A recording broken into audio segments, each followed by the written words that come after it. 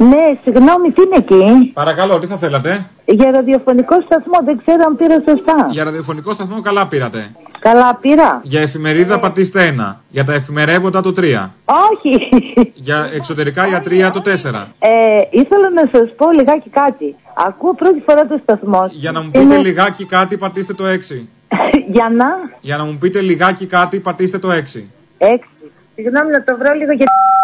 Δίπλα από το 5 που θα είναι. Μ' ακούτε? Ακούω λιγάκι κάτι. Λοιπόν, θέλω να κάνω, είπατε, να κάνουμε σχόλια. Ναι, βεβαίως, το σχόλιο σας. Το όνομά μου? Όχι, το σχόλιο σας. Το σχόλιο μου. Λοιπόν, ο Παπανδρέου, αυτός που ακούγεται, αποκλείεται να είναι αυτός. Ωραία, γιατί? ευχαριστώ πολύ. Για να πείτε και το όνομά σας, πατήστε το 7. Ναι.